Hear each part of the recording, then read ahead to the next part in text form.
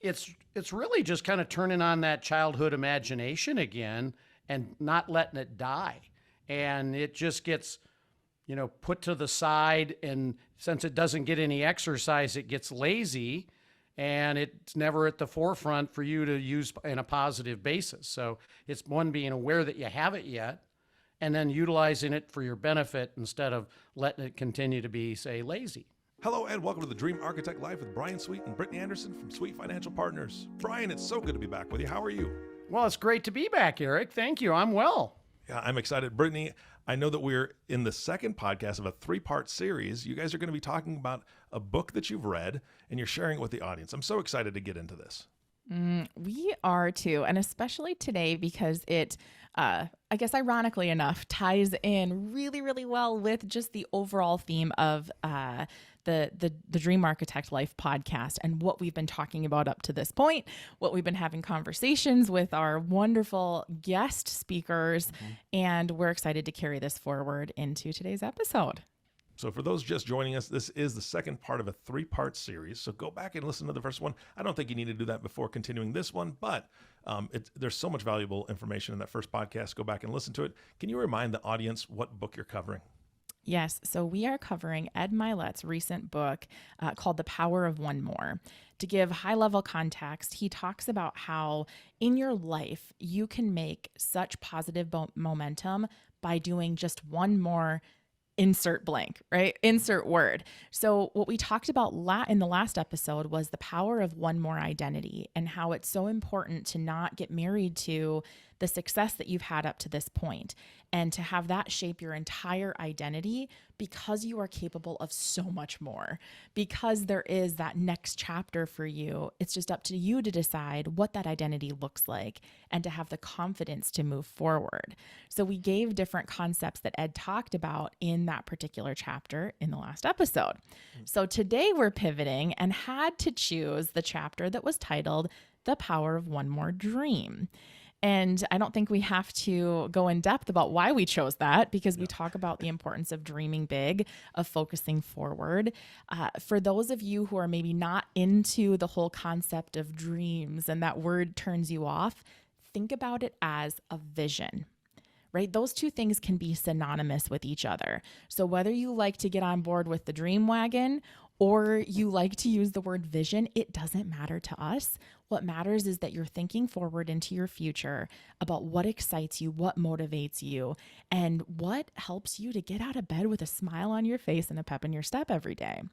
So to kick things off here, Brian and I talk about this quite a bit that, we're so tired of the sayings of, oh, I'm too old, or I'm too tired, or it's too late, or I'm too busy, or I'm too, insert whatever that excuse is. Because that type of mentality, that mindset, it can hold you back from what you're capable of and from really living the life that you're put on this earth to do, to achieve, to pursue. So what we want to do as part of the framing for this particular episode, if nothing else, if you can just let go of those limiting statements for the next 20-ish minutes, then we've done something okay in this world. So think about just the things that you're telling yourself, that you're too whatever, you're too old, you're too tired, it's too late, there's not enough time, there's, whatever those limiting statements are, let's relinquish those so that we can move forward into the power of dreaming big. Now, this particular statement, I love this, and I'm reading this verbatim because I thought this was really powerful. So Ed talks about how the happiest people in life operate out of their imaginations and dreams, not their histories. So if you think about that for a minute, when you're a kid, it's easy to use your imagination. I mean, I got 3 little ones at home, and half the time, one of them's a dog, one's a cat, the other one's the world's best doctor.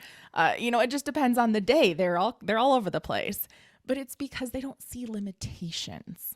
They see at this point in their life that they can be, do, have, create anything that they put their little hearts and minds to. And at some point along the way, we lose that sense of imagination. So, Brian, I know you've talked about this in previous episodes before, so I'd love for you to jump in and highlight there. Yeah, I don't know what causes it, but it's pretty uniform across the board at some point in our childhood. I think school might have something to do with it, but we lose the ability to think big or become future based. And maybe it's just a combination of life in general. But if you're not aware that that's going on, it can have some really serious negative outcomes that you probably don't want to experience. And so, you were talking about some of the, tired of hearing's old and stuff. It made me think of my mom, and she, during our different conversations, she would mention something that she would like to do. And then I would hear, but I'm too old. Well, my comment to my mom was, Mom, if you do this in the next year, you're going to be a year older whether you do or you don't do it. So you might as well just go ahead and give it a try. Your age isn't going to change and everything else will be the same. And so it's just like one of those limiting beliefs that we get unfortunately turned on that has these negative consequences. And it does cause us to need to make some adjustments. And to change your circumstances does require action towards that change. And so in a lot of cases, you just need to be aware of what it is that's happening and then maybe develop some new habits. Yeah, I would love to have the ability to transform as quickly as my granddaughter, right? Brittany, you brought up your kids. They were over this weekend, and we had an old friend of ours come over for dinner. Hadn't been to our house yet, and we had the grandkids here as well. And she's 5, and she's been to this house because we just moved. We've talked about this. We just moved, and she's been to our house maybe twice so far. And when we had this guest come in, she flipped a switch and became a tour guide for the house that she doesn't even know. And let me go show you this, and just led them around by the hand. Her favorite thing to show everybody is the laundry chute, because it goes down, to the basement. It's really weird, but she flipped that switch and became a completely different person. I don't think she's ever really understood or heard what a tour guide is, but she took on this persona of, and on our left we have the bathroom that's upstairs, and on our how do you do that? I think to your point, we kind of lose that ability to imagine. And I don't want to say pretend, but visualize maybe what we could be, or what we, that limiting belief, Brian, that you were talking about, we're too old for this, we're too whatever. If we could just get that childlike quality, just to picture that and act it out a little bit to see what kind of joy we could have, that would just change the world. Yeah. And, if you think of some of the most successful people in the world, like Steve Jobs, he envisioned the Apple, iPhone. And what it could become. Elon Musk, gonna be able to live on Mars. I mean, those are like really crazy dreams, but it's really just kind of turning on that childhood imagination again and not letting it die. And it just gets, put to the side. And since it doesn't get any exercise, it gets lazy. And it's never at the forefront for you to use in a positive basis. So it's one, being aware that you have it yet, and then utilizing it for your benefit instead of letting it continue to be, say, lazy. And there's this common theme, and Ed talks about this a little bit in the book too. But, when I think about the example of your granddaughter or my kids, or that example of, Elon Musk or Steve Jobs, I think somewhere along the way, there was probably somebody in some of like Steve Jobs or Elon Musk's life that they weren't told that their ideas were silly, or they had enough people in their life telling them to pursue greatness, to pursue, whatever it is that they've got in front of them. And I think about this, and I think this is such a good practice for all of us to be mindful of, is that when you are dealing with that next generation, be it, they're little kids, they're, middle kids, they're teenagers, they're grown up, whatever, when you're doing this, and you can think about this from a mentorship perspective too, we have to be so conscious to not tell people that they're being silly, that they're too old for this, that they're, in outer space, that what they're thinking is ridiculous. Like, we as adults now have to be so conscious to let that imagination fly in these young people so that we're encouraging those next level thinkers as they get older. I think about that for myself. My middle child, she's 5 years old right now, and we were going to go to Walmart, and she literally put on her fanciest Christmas dress possible because she was a princess that day. And if I would have looked at her and said, that's silly, that's ridiculous, go change your clothes, then I'm not leaning into and living what I'm preaching to the adult world now today. So I think it's those little consciousness things that if you have somebody in your life, even like your spouse or a colleague or whatever, if they're coming to you with some cool idea and you're the first one to poo-poo on whatever that is, well, think about what you're doing to them. You're stifling that creativity. So I'd say somewhere along the way, people have had somebody tell them that it's silly, it's dumb, it's not important, it's, out of this world, whatever, in a negative context. Yeah, and I think if you're a business owner or if you work for a business, just think about the past when you've had an idea and you brought it up in front of a group.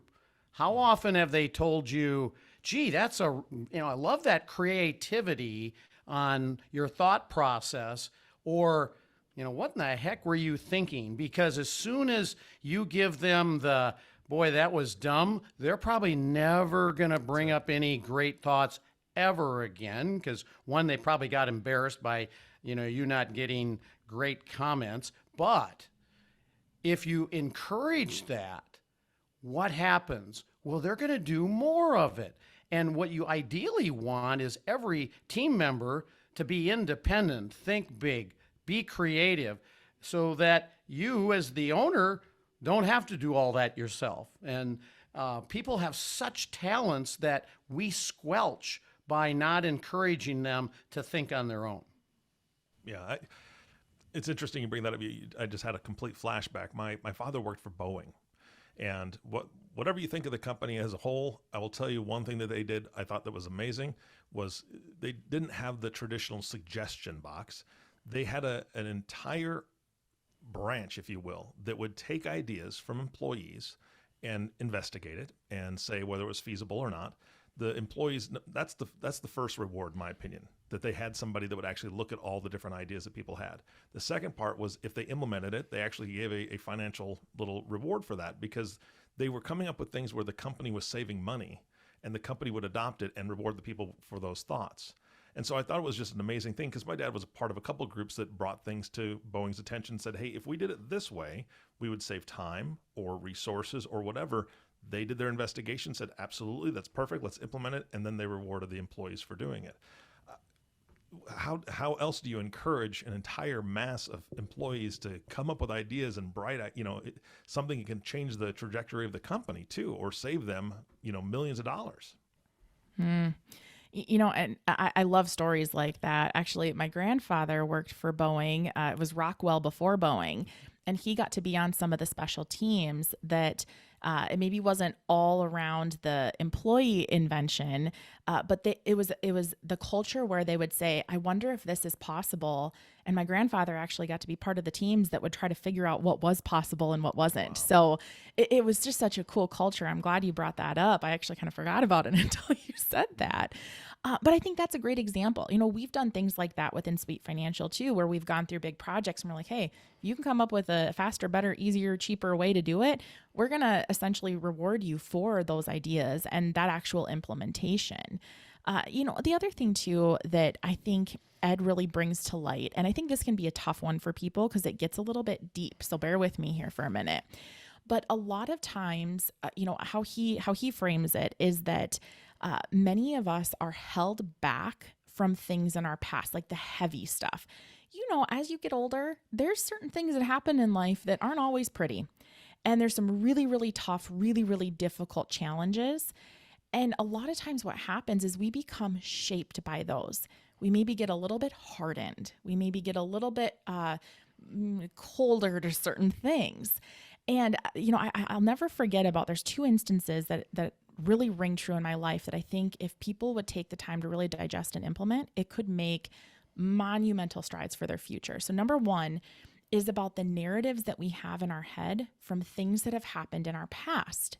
So without going into the gory details, I had a rough go with a very close family member, and, there were some bad things that happened and some really tough times and challenges. And I had a narrative in my head for a long time, like, oh, how could he do that? How could he treat people like that? How could he whatever?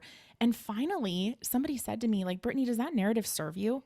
Like, does it really serve you going forward? Like, holding on to that animosity, that frustration, that whatever, what does that do for your future? And I sat back and I was like, whoa, I've never been asked that question before. So after some work on it, I started reframing it to be like, you know what? That person did have good characteristics and things weren't always bad. And by me holding on to the bad stuff, I'm actually hindering myself from moving forward in my life and pursuing what I want most because I'm being held back by these negative emotions, even as a positive individual. So that's, one thing I think about when you tie together the last episode with identity into dreaming big. The secondary part of that is I was sitting in a training and this gentleman was giving the example about like outsourcing and finding who's and the importance and the power of it. And he started talking about how he grew up, his parents were DIYers. You don't hire somebody to mow your lawn. You don't hire somebody to clean your house. Like if you're physically capable, we do it ourselves. I'll just use my own name. Like the Andersons are tough. They can do everything. And as he started unwinding that narrative from his past, he's like, well, wait a second. That served them and what they wanted in their life and helped them be fulfilled, which was great. But that mindset doesn't serve me in defining what my big dreams are and what I want for my future. So he had this total shift that had to happen, releasing the identity that was his, his ancestors, whatever, and leaning into who he was and what his dreams and his desires and pursuit was. So I think those two mindset shifts are so stinking powerful. If we can let go of our past, create a narrative that serves us. For me, it's like, well, you know what? The person I referenced was my dad. And I'm like, I am part of him. And if I only see the bad, then I'm only seeing the bad in me. Whereas if I see some of the good and the good that I can carry forward, then that's what serves my narrative going forward. And that's what makes me a better person in the future. So I think that what Ed brought up there is so powerful and relevant if people are willing to do the work and put the attention to it. Yeah, I think we all know people, excuse me, who, do things because that's how our parents have already, always done it. And so instead of saying, as Brittany alluded to, is this the best thing for my future? They just take this course or path, and it's kind of like the path of least resistance, but don't ask themselves the proper question. Is this going to serve me in my best interest to what I want to become? And, and then you look at those particular people and, they probably haven't achieved as much as they could. If you know them really well, you probably know they've got like lots more potential, but they're hanging on to something that's limiting their ability to, get to another level. And you hate to see it, but unless they're willing to change how they think about that and take action, it won't change. But I'm thinking of a specific, actually a good friend of mine that's got like so much talent, but, not doing what they ultimately could be. And I feel really bad about that. Had, conversations myself, but, they have to elect to do it, not me, giving them my opinion. So it's, yeah. Well, I heard an example years ago, and I think it ties into both stories that you guys just told. An example of forgiveness, right? When you don't forgive somebody, you're not doing anything to them. You're basically forging a chain, right? So each person you're not forgiving, you're forging these chains, and these chains are holding you down. And I think it's the same thing with limiting beliefs. If you have a limiting belief, you're just forging that chain, or the belief or something that you got from your family long ago that you're not letting go of. You're forging that chain, link in the chain. Before you know it, you're dragging, a 1,000-pound anchor with all these links of chain that you've created yourself. And until you can break those and either do the forgiveness, option for those situations, or change that limiting belief to get rid of it, it's going to be dragging you down. You can't possibly proceed to your future. I think that's so true. And actually, I think I've said this on the podcast before, but it's, what is it? Holding a grudge is like drinking poison and expecting the other person to die. And it's so true. It's like, I love it. It's only bogging me down. It's only hurting my brain. I can't even begin to count how many times, Brian or one of our advisors has sat down with a client and started talking about, what they want for the future. They're coming off of something, be it a business sale, a lifetime career, whatever that is. They've spent a heck of a lot of time thinking about where they're coming from. But when you ask them, what's next? What are some of the things you want to do? They're like, wait, what? What? I don't know. I don't want to have to set an alarm. That sounds great. So, it's amazing at how often that uncertainty for our future can actually cause us to be completely frozen when it comes to moving forward. And we're talking like very intelligent, very capable, very successful on paper people who are struggling to define the what's next and to determine what their next dream or what their vision is for their future. So this isn't something that, is just unimportant. This isn't something that only a handful of people struggle with, so we thought we'd talk about it. This is seen over and over again when it comes to planning for people's futures. So, if we don't take the time to be intentional and to really start thinking about what that one more dream is and not being okay with just the status quo. I mean, the idea of a beach and a cocktail and, no worries in the world, that sounds pretty darn good. But sounds like a Jimmy Buffett song. It does. What do they say? The behind in the sand and toes in the water, and I don't know. But, that only lasts for so long. And we've seen it time and time again with especially the high achiever brain, where you might go do that for a while. Maybe you take kind of a sabbatical, be it a few months or a year or whatever. But it's amazing at how people start coming back going, all right, I need something. I need that what's next. So start doing the work now so it's not so hard when you're faced with those major transitions. Yeah, I love it. It's just, again, it's not easy to do, right? No. No. And you know what? That's why we sat down to write the book, Dream Architecture, honestly. When we started thinking about the common themes we were seeing, again, in really capable, successful individuals, of seeing this common theme of people struggling with that loss of identity, with trying to redefine what the next dream is and what that even means to them. That's a big part of the inspiration for our book is we're like, man, if we can put some content out there to help people see, the importance of surrounding yourself with people who are going to inspire you towards your future, the importance of focusing on what you want, of ignoring some of the naysayers, of, helping you shape your mindset so that you are focused on the things that actually matter, then it's all worth the effort that we put into writing this book.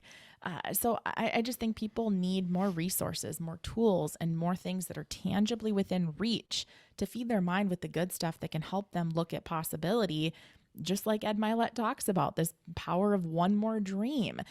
Don't let whatever has gotten you to this one point shape and define who you are in the future, because there's a heck of a lot more out there for you. Yeah, and unfortunately, people aren't well versed on all of these resources. We are, extremely blessed that we get to hang around some amazing people, and this kind of thinking is becoming second nature to us. And so if we can be a resource for others to, get to where they want to get by us having been exposed to these things, that's really a great outcome for us. Yeah, and Brian, I know that you've had to overcome a ton, and you have used yourself as a personal example many times on this podcast, and I appreciate that because you've been very willing and open to share. Can you give the listeners a little insight into some of the things that you've had to overcome to be able to, say that was history, now let's talk about future? Yeah, we could probably chat for several hours or days on examples there, but I think just from being a little kid, started out when you were small, my mom and dad got divorced when I was 3. So my mom was completely on her own. She never got child support. But, the positive of that, I got to spend a lot of time not only with my mom, who taught me a lot of great skills and a lot of great things, but I got to spend time with my aunt and uncle. It was my dad's sister, and she happened to be a principal and gave me the benefits of, an education and what learning is all about. My Uncle Roy used to be a business owner, and he was probably the most gregarious, outgoing, everybody loved Roy guy. And I was taught like how to treat people, how to be a good business owner, how to, do those little soft skills that had a big impact. And, if that wouldn't have happened, to me, which happened for me, it would have caused me to go completely different direction. So I look at that as, man, was I lucky my dad wasn't involved, because all the things I would have never wanted to become, I probably would have become some of those. And so I just got all the good things from my mom, my aunt and uncle, and then, college. I was very fortunate. My mentor in college, who turned out to be a really good client of mine, taught me all the business skills for this industry. And, from even how to tie a darn tie to everything else. And, when I was with Raymond James, the president of the company reached out one day, and we were sitting out after a meeting having a conversation, and he looked at me and said, Brian, I think you have the ability to be one of the top financial advisors in the company. And I was doing well, but at the time I was not in that category. And by listening and believing him, literally within the year, I was in that category. But he gave me permission to succeed when I had not been giving myself the permission. So those are just 3 really quick ones that have kind of led up to where I'm at now. When this stuff happens, I'm just all in and taking it in and letting it happen, instead of, saying, I'm not sure where that'll go. I'm just saying, let's see where that goes. Nice. One of the things that I started thinking about, Brian, is you're sharing that story and tying it back to the topic of imagination that we started with. So this is for those people that are more so like, I resonate with vision over the term dreams. So to give a little science behind what we're talking about, and Ed Mylett references this in his book too. So he talks about how our subconscious minds cannot tell the difference between reality and an imagined thought. So that's why the things that we focus on and continually think about tend to manifest in our lives. So it goes back to the adage, I know I've shared this before on the podcast, about how our brain is a processor, not a truth teller. So Brian, in that example about the gentleman, giving him permission to be even better, to accomplish greatness, in Brian's mind, he started seeing himself that. So use it as like the adult imagination where you start thinking about what you're capable of, what you could be, what's possible on the other end. Your brain does not have the capacity to be like, oh, you jokester, that's a good imagination or good thought. No, it's starting to say, okay, well, how can I find evidence of this to be true? So we've talked on here about the reticular activating system and the whole adage about, the red pickup or whatever. You start looking at a red pickup and all of a sudden you see them everywhere. It's not because you're just really stylish and in the know with what's hot right now. It's because your brain is finding evidence of what you're looking for. So it's the same thing when it comes to, imagination and thinking about what's possible for your future and what you're capable of. Don't let your limiting beliefs in your past hinder you from seeing yourself at that next level of success that you strive to be. Yeah, and that's why I love the concept of Ben Hardy's new book that we talked about in the last podcast is, be your future self now. And, you're thinking about where you're already at. which automatically changes how you're thinking and will force you to accept and find things that will actually cause you to get there. So good. And, you know, I think that as a tangible action item that people could actually do is when you start thinking about, all right, you've got my mind open to imagination and possibility, but where the heck do I go with this? So, you know, find a space that allows you to have some quiet, to maybe give you some creative energy. It could be, you know, outside on a park bench. It could be your own backyard. It could be a coffee shop. Maybe you like a little bit of commotion around you, whatever, it doesn't matter. But going to a space and actually making a list of the things in your life that you've always wanted that just feel a little impossible. You know, some of those big dreams that you have always wanted to do, but for whatever reason, something has held you back from pursuing it. Be it, you know, old chain of thoughts, be it, you know, maybe a monetary reason, a time reason, whatever, it doesn't matter. But start making those lists and then take it one step further to actually talk to somebody about those things that you want to do.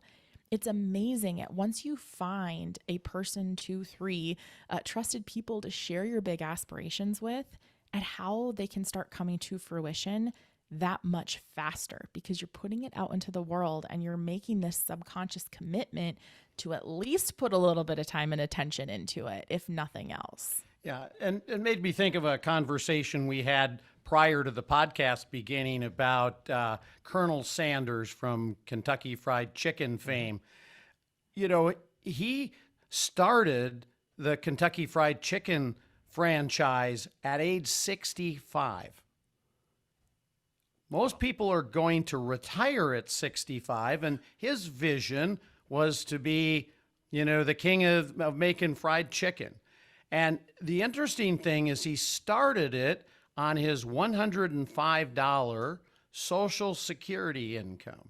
Wow. So what a great story that, one, you should never say I'm too old for that, because there's one that you can use to say, well, most people would say at 65, maybe you're getting to that age.